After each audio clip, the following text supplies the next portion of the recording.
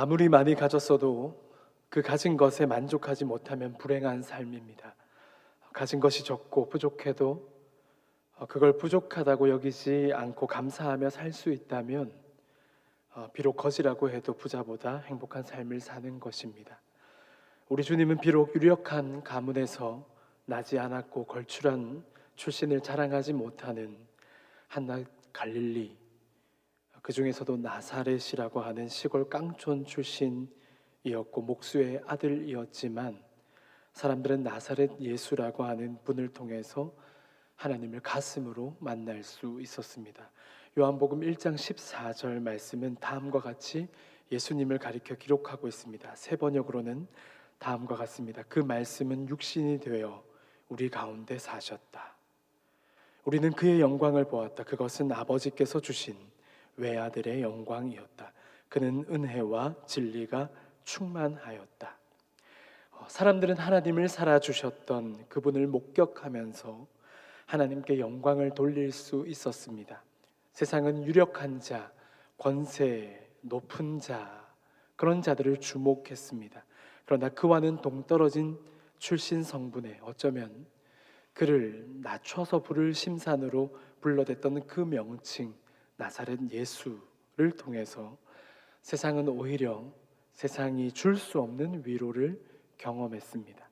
사역의 현장에서 우리 주님을 회방하는 순간들이 많았으나 회방하는 자들의 얕은 속임수는 그분의 깊은 통찰과 지혜를 뛰어넘을 수 없었습니다. 무엇보다 입술로 떠들어대고 대충의 구색만 갖춘 그들의 외식함은 우리 주님이 보내오는 진심과 진심이 묻어나 있는 말과 행동을 따라올 수가 없었습니다. 그러니 조금 전 읽었던 복음서의 한 줄은 우리 주님을 가리켜서 그렇게 기록했던 것이지요. 그 말씀은 육신이 되어 우리 가운데 사셨다. 사도 바울은 비록 감옥에 갇혀 있어도 감옥 밖 세상을 향하여 하나님의 위로로 힘을 불어넣어 줄 수 있었습니다. 편지에 적어 내려간 그의 글을 읽고 초기 기독교 공동체는 하나님의 살아계심을 다시 경험할 수 있었고 믿음의 삶을 계속해서 살아갈 수가 있었습니다. 비록 멀리 떨어져 있었으나 멀다는 그 사실이, 그 자신이 감옥에 갇혀 있다는 그 사실이 바울의 사역을 제한할 수 없었습니다. 그의 사역을 꺾을 수 없었습니다. 고린도후서 6장 10절에 아무것도 없는 자 같으나 모든 것을 가진 자로다라고 했던 그의 고백에서도 우리가 알 수 있는데요. 함께 고린도후서 6장 10절 말씀을 읽어볼까요? 함께 읽겠습니다. 근심하는 자 같으나 항상 기뻐하고 가난한 자 같으나 많은 사람을 부요하게 하고 아무것도 없는 자 같으나 모든 것을 가진 자로다. 근심하는 자 같아 보이지만 곧 다시 말해서 근심할 만한 상황들이 쉴 새가 없이 들이닥치는 것 같지만 그런 상황들에 의해서 그의 신념이 꺾이지 않는 것입니다.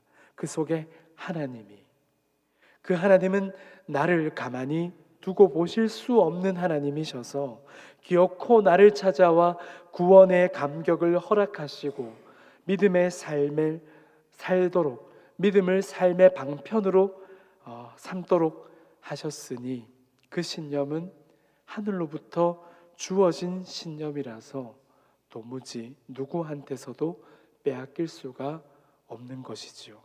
그러니 근심의 상황이 찾아온다고 하더라도 그 속에 깊이 자리를 꽉 차지하고 있는 그 기쁨을, 그 감격을 그 누구도 건드릴 수가 없는 법입니다. 다시 한번 고린도후서 6장 10절 말씀을 띄워봐 주신다면 근심하는 자 같으나 항상 기뻐하고 가난한 자 같으나 많은 사람을 부요하게 하고 아무것도 없는 자 같으나 모든 것을 가진 자로다 라고 했습니다. 성도 여러분, 아무것도 없는 자 같아 보여도 모든 것을 가진 것처럼 그렇습니다. 내면에 하나님의 존재를 깊이 체감하며 살아가는 사람은 그 속에 하나님의 진가를 늘 기억하고 살아가는 사람은 상황이나 환경에 매몰되지 되지가 않겠지요. 오히려 믿음의 사람은 하나님 앞에서 자신을 더 간결하게 만들어가게 됩니다. 내가 더 간결해질수록 내 앞에 그분은, 나와 함께 하시는 그분은 더 또렷하고 선명하게 바라볼 수 있게 됩니다. 거꾸로 그분을 또렷하게 바라보는 삶일수록 그의 삶은 도통 거품이 낄 수가 없는, 거품이 없는 삶, 간결한 삶일 수 있습니다. 오늘 본문을 통해서 우리가 공감하게 되는 사실은 바로 그런 것입니다. 가진 돈과 물질의 풍요가 궁극적으로 우리 삶에 있어서 절대적이고 필수적인 행복의 조건이 될 수가 없음을, 그런 사실을 말씀하고 있습니다. 세상은 물질의 만능을 찬양합니다. 그런데 우리네 그리스도인들도 세상으로부터 부르심을 입은 자들이기 때문에 물질 만능의 유혹에 우리 역시 늘 노출되어 있습니다. 그래, 그게 맞다. 역시 돈이 있어야 한다. 돈으로 안 되는 게 어디 있냐. 역시 돈이다. 맞는 말처럼 들리지만 틀린 말이지요. 분명 돈은 필요합니다. 그러나 복음은 이야기하고 우리 주님의 생애는 분명히 가리킵니다. 하나님 나라를. 거라사 광인 속에 들어가 있었던 귀신들이 돼지떼로 옮겨가서 몰사해 버렸습니다. 돼지떼가 일순간 죽어버렸으니 그 경제적인 손실이 얼마나 컸겠습니까? 그러나 그 경제적인 손실과 비교되지 않는 한 사람의 회복을 예수님은 주목하셨지요. 미치광이 광인이라 불리며 귀신 들려 살아왔었던 그 한 사람이 잃어버렸었던 자기 삶을 되찾은 그 이야기에서 우리는 그 경제적인 손실을, 그 피해의 규모를 셈할 것이 아니라 사람답게 다시금 살아갈 수 있게 된 그 한 사람을 주목해야 합니다. 돈은 필요한 수단이기는 하지만 그게 없으면 인생이 끝나버릴 정도로 절대적이지 않습니다. 절대, 오직, 다만, 결코, 단지, 단 하나의 이런 수식어는 하나님에게만 붙일 수 있습니다. 기독교가 고백하는 하나님, 이 세상 모든 만물을 지으시고 다스리시는 주권자요 생명의 근원이신 하나님만이 절대적인 한 분으로서 존재하시죠. 그런데 그분에게만 어울릴 수 있는 그 수식어들을 돈한테 갖다 붙이는 겁니다. 그게 없으면 안 될 것처럼. 거꾸로 말해 그게 없으면 무엇도 이룰 수 없는 것처럼 이야기하는 순간 하나님이 설 자리는 없습니다.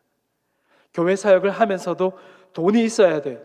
돈이 있어야 돼. 돈으로 안 되는 게 어디 있어라고 말하는 것은 복음에 반대됩니다. 돈으로 만들어낼 수 없는, 돈으로 감히 살 수 없는 것들, 곧 하나님이 아니시고서는 결코 존재시킬 수 없는 것들을 우리는 지금도 당연하게 누리며 살고 있습니다. 이 세상을 이루고 있는 그 모든 것들을 생각해 보십시오. 물과 공기, 깨끗한 흙과 강과 바다, 해와 달과 별, 천체마저도 그 깃틀이 잡혀 있습니다. 그분의 뜻 안에서 말이지요. 절대적이라는 건 그런 것이겠지요. 그런 게 없어지면, 정말 그런 게 없어지면 세상이 끝나버릴 겁니다. 그런데 그 자리를 돈이 꿰차고 있지요. 그게 물질 만능주의입니다. 그럼 물질 만능주의를 향해 성경은 말씀하고 있습니다. 디모데전서 6장 10절 말씀인데요, 함께 읽어보도록 하겠습니다. 돈을 사랑함이 일만 악의 뿌리가 되나니 이것을 탐내는 자들은 미혹을 받아 믿음에서 떠나 많은 근심으로써 자기를 찔렀도다. 오늘 본문의 첫 절도 그와 같은 맥락으로 말씀하고 있습니다.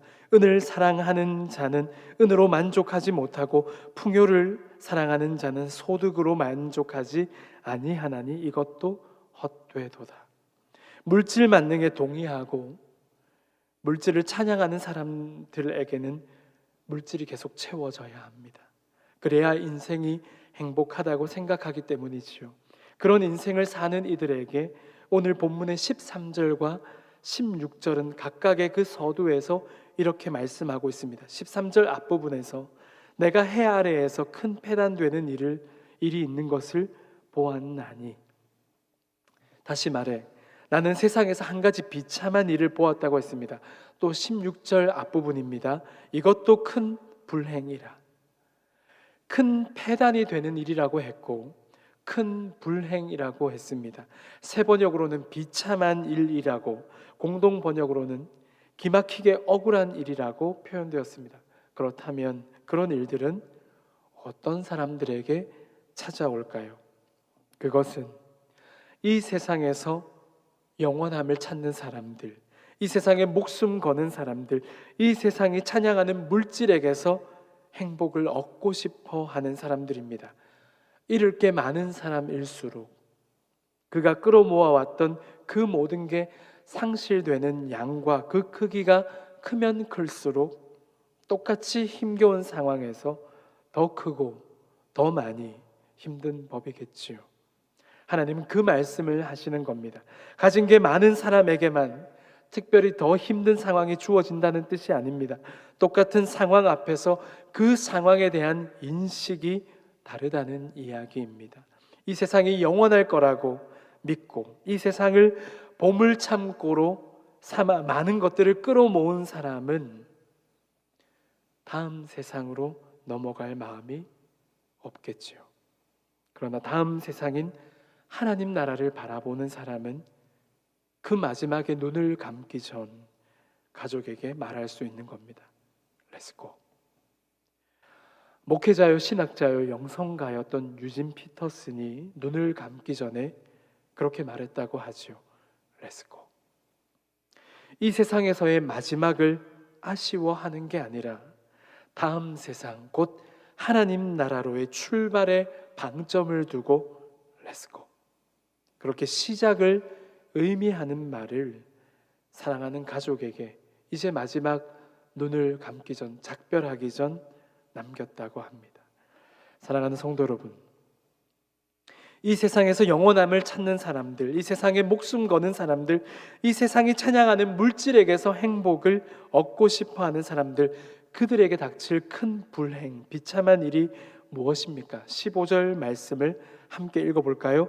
그가 모태에서 벌거벗고 나왔은즉 그가 나온 대로 돌아가고 수고하여 얻은 것을 아무것도 자기 손에 가지고 가지 못하리니. 네, 맨몸으로 태어나서 돌아갈 때도 맨몸으로 가는 것이 그들에게는 불행이라고 말씀하고 있습니다.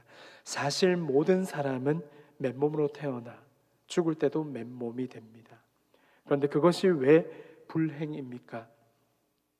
이 세상에서 영원하기를 기대하고 이 세상에서 물질이 가져다주는 행복에 목숨을 거는 사람들에게 있어서 죽음은 장애 요소이기 때문에 그렇습니다. 끊임없이 가지려고 하는데 죽으면 그럴 수가 없지요.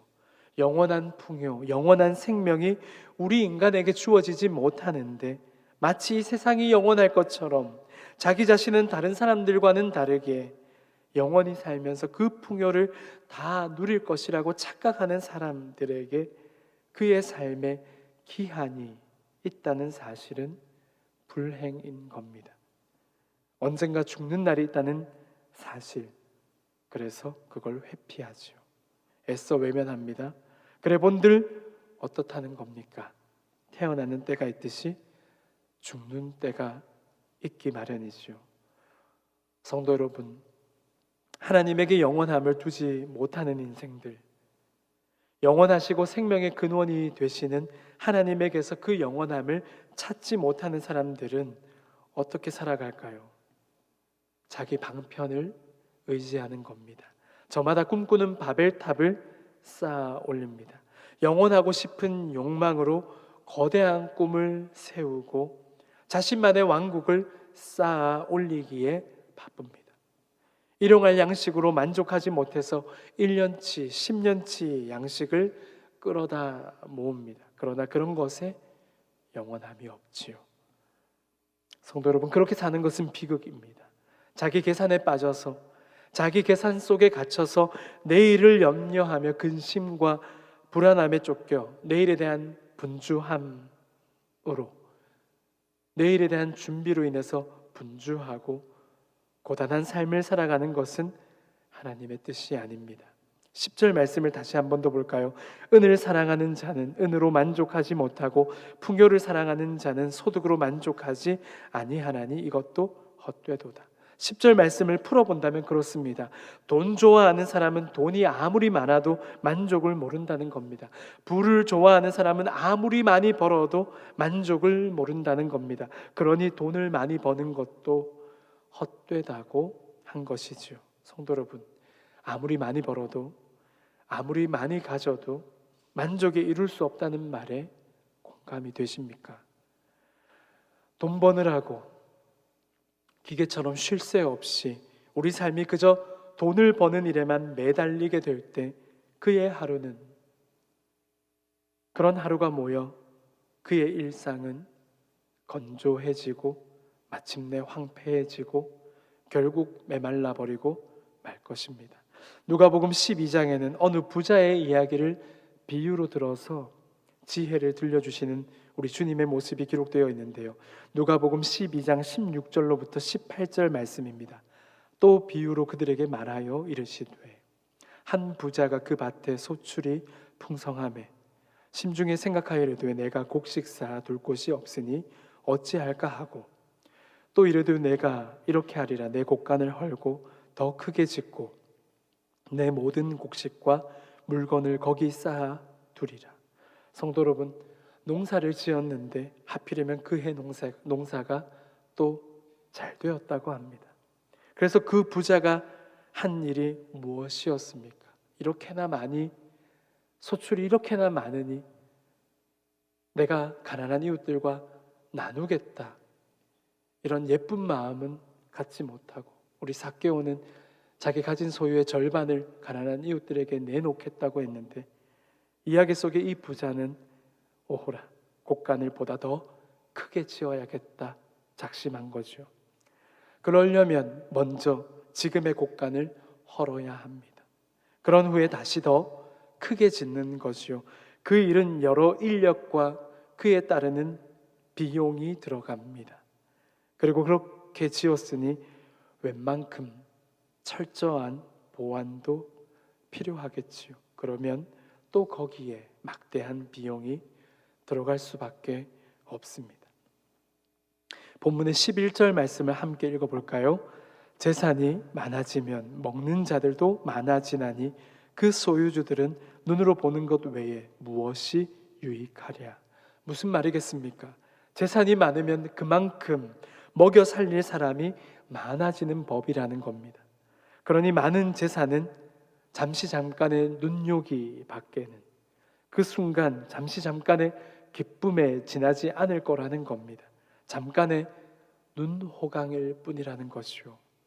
누가복음 12장에 그 부자가 곡간을 헐고 더 크게 지어서 그래서 그 규모를 감당하기 위해서 들이게 되는 돈들을 생각해 보십시오. 성도 여러분, 어리석다는 겁니다.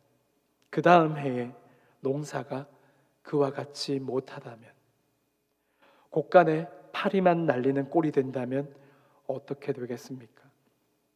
어리석은 부자의 모습을 가리켜 누가복음 12장 21절은 다음과 같이 이야기합니다. 자기를 위하여 재물을 쌓아두고 하나님께 대하여 부요하지 못한 자. 다시 말해 자기 자신에게는 후하고 하나님께는 인색한 자. 자기 자신에게는 후하고 정작 하나님께는 인색한 자라고 했습니다. 그런 사람보다는 차라리 어떤 사람이 더 나은 삶을 사는 걸까요? 함께 본문으로 돌아가서 12절 말씀을 보겠습니다. 노동자는 먹는 것이 많든지 적든지 잠을 달게 자거니와 부자는 그 부요함 때문에 자지 못하느니라. 한편 노동자는 어떻다는 겁니까? 그는 많이 먹든지 적게 먹든지 단잠을 잔다고 했습니다. 성경 원문에는 이 노동자를 가리켜 막일을 하는 사람이라고 기록하고 있습니다. 성도 여러분, 몸 쓰는 일을 하는 사람을 우리가 낮고 천하게 여길 수 없습니다. 그렇게 여겨서도 안 되겠지요. 오히려 몸 쓰는 일을 하는 그 사람의 수고와 땀방울은 귀중합니다. 남들보다 먼저 일찍 일어나 조용한 새벽과 그 새벽 공기를 매일 대하는 일상, 종일토록 전신을 다 쓰고 집에 돌아오게 될 때 고단한 몸은 충분한 휴식을 요하며 어서 잠을 자야 한다고 신호를 보내오겠지요. 부자는 그가 가진 것 때문에 밤새 뒤척거리며 잠을 제대로 못 자겠으나 막일을 하는 사람은 단잠을 잘 것이라고 했습니다. 그날의 수고와 그 수고의 몫에만 전념하여서 하루 삶에 충실할 수밖에 없는 그런 사람에게는 어쩌면 심각한 근심이 찾아올 겨를도 없지 않을까요? 이제 17절 말씀을 공동 번역으로 보겠습니다. 인생은 평생 암담한 나날을 울며 애타고 병을 앓으며 분노하는 일로 괴로워하며 사는 것이다. 성도 여러분, 하나님께서는 우리 생을 암담한 날들로, 우는 날들로, 애가 타고 병을 앓으며 분노하고 괴로워하는 날들 속에서 고통 가운데 살라고, 하나님께서는 그럴 목적으로 우리를 이 세상에 태어나게 하셨다는 말씀일까요? 과연 그런 뜻일까요? 아닙니다. 전도서 본문의 이 말씀은 전도서 기자가 겪어온 세월, 그 중에 그가 목격한 수많은 경우들과 세상에 돌아가는 그 모습을 지켜보니 죄의 비극 속에서 살아가게 되는 인간에게는 약함과 어리석음, 그리고 그 변덕스러움 때문에, 그런데 그게 다가 아니라 때로는 뜻하지 않게 찾아오는 까닭을 알 수 없는 원인 모를 상황들도 있다는 것이요. 그 모든 것들에 의해서 그 삶이 결코 쉽지만 그 뜻대로 다 되어지지만은 않는다라는 거죠. 우리는 욥기서를 통해서 그에 대한 이해를 가질 수 있습니다. 성도 여러분, 내가 수고하지 않았으나 이득이 찾아오기도 하고 반대로 수고하였으나 그에 응당한 대가가 아니라 정반대로 손실이나 손해가, 고통이 한없이 깔아앉고 의기소침하게 되는 결과가 찾아올 때도 있지요. 너희 중에 누가 염려함으로 그 길을 한 자라도 더 할 수 있겠느냐라고 했습니다. 주님께서는 무슨 뜻으로 그 말씀을 하신 걸까요? 어차피 나중 일은 우리가 감히 예상할 수도 때려 맞힐 수도 없으니, 내일 일어날 일을 미리 예견할 수 없으니 수고한다고 그 수고가, 대가가 그 수고만큼 주어지지 않을 수도 있으니 그냥 막 살아보자, 그런 말도 안 되는 결단을 하라고 하나님이 우리에게 주시는 말씀이 아니겠지요. 우리에게 주어진 하루가 하나님의 허락 속에서 주어졌다는 사실을 인식하고, 때로는 마주한 오늘이 내 기대와는 다르게 힘든 날이거나 아픈 날일 수도 있겠으나 내 삶이 여전히 그분의 손에 붙들려 있음을 기억하고 주어진 오늘에 전념할 수 있어야 한다는 거겠지요. 본문 17절 말씀도 그와 같은 맥락으로 우리가 읽을 수 있습니다. 끝으로 본문의 20절 말씀입니다. 그는 자기의 생명의 날을 깊이 생각하지 아니하리니 이는 하나님이 그의 마음에 기뻐하는 것으로 응답하심이니라. 20절 말씀은 무슨 뜻으로 주어지는 말씀일까요? 새번역 성경으로 20절 말씀을 다시 같이 한번 읽어보면 좋겠습니다. 하나님은 이처럼 사람이 행복하게 살기를 바라시니 덧없는 인생살이에 크게 마음 쓸 일이 없다. 무슨 뜻일까요? 인생을 너무 심각하게 생각하지 말라는 겁니다.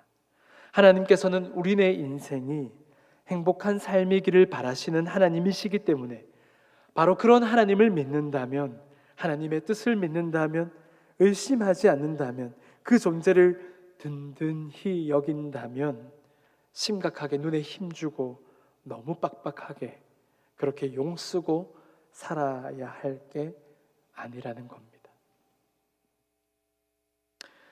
건강을 위해서 나름의 운동을 꾸준히 해왔는데요. 이제는 어느덧 3년째로 접어듭니다. 겨울은 날이 춥다고 해서 또 여름은 덥다고 해서 멈출 수가 없습니다. 태국으로 단기 선교를 떠나기 바로 전날에도 잠깐이지만 그런 타협이 제 속에서 올라왔습니다. 태국 가기 전날인데 오늘은 좀 쉴까? 그 유혹을 뿌리치고 새벽 예배를 마치고 달리러 나갔습니다. 실제로 덥기도 더웠거니와 막상 시작할 때마다 늘 저는 그 갈등을 마주합니다. 이걸 언제까지 계속 해야 되나? 라는 그 생각에 막상 뛸 생각을 하니까 안 그래도 더운데 더 덥게 느껴졌습니다. 그 마음을 억누르고 정해놓은 바퀴수를 다 채워서 그렇게 다 뛰고 나면 한 3km 정도 뜁니다. 역시나 오전에도 별로 놀라지 않았는데 3km 거 뭐 그거 대충 누구나 뛸 수 있는 거 아닌가. 저는 되게 힘든 각오를 억누르고 그 각오를 다져서 뛰어야 하는 그 양입니다. 그걸 다 채워서 다 뛰고 난 다음에 숨을 몰아쉬는데 뒤늦게 알아차린 사실은 그날따라 덜 덥고 제법 시원하다는 느낌이었습니다. 왜 그렇지 싶어서 그렇게 하늘을 올려다보는데 그 순간 놀라서 사진을 바로 핸드폰으로 찍었습니다.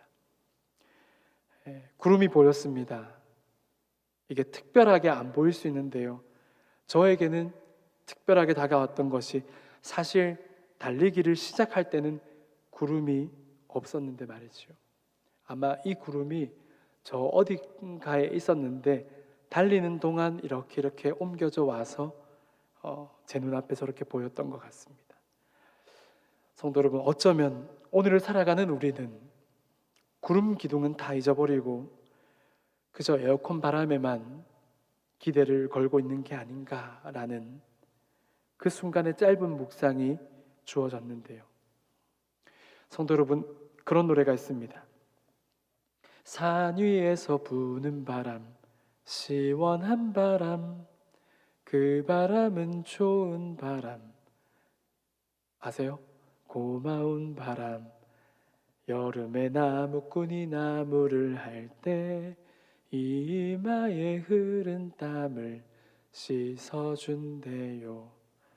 성도 여러분, 에어컨에 밀려서 불어오는 바람의 고마움을 그만 잊어버리고 사는 요즘은 아닐까요? 하늘의 구름이 만들어주는 그늘을 잊고 살다가 다시금 구름 기둥이 은혜롭게 다가왔던 그날 아침, 어쩌면 가나안 땅 입성 뒤에 이제 가나안 땅을 본적으로 하는 가나안 태생의 세대들은 구름 기둥과 불 기둥 그리고 만나가 주어지는 일상을 모르고 살아가는, 그래서 어쩌면 그래서 찾아온 믿음의 부재, 하나님의 은혜를 갈망할 줄 모르는 마음의 결핍, 그날 아침 짧은 묵상이 주어졌습니다. 사랑하는 성도 여러분, 하나님께서 우리에게 허락해 주신 인생의 날들 속에서 그 주어진 상황 앞에 허락된 것에 감사하고 만족할 수 있도록 하나님은 우리를 돌보시는 하나님이시지요. 우리가 살아가며 누리는 그 모든 게 하나님의 허락 속에 주어진 것임을 아는 것이 지혜입니다. 우리에게 새 하루를 허락하실 때 그에게 알맞은 몫으로 저마다 그 삶에 알맞도록 이끌어주시는 그분의 은혜에 만족하며 살아가는 것이 지혜라는 사실을 성경은 말씀해주고 있습니다. 하나님이 우리의 필요를 알고 채우시며 공급하시는 그 하나님이심을 우리가 인정하고 살아가는 것이 지혜입니다. 그렇게 믿으십니까? 아멘. 그렇게 믿습니다.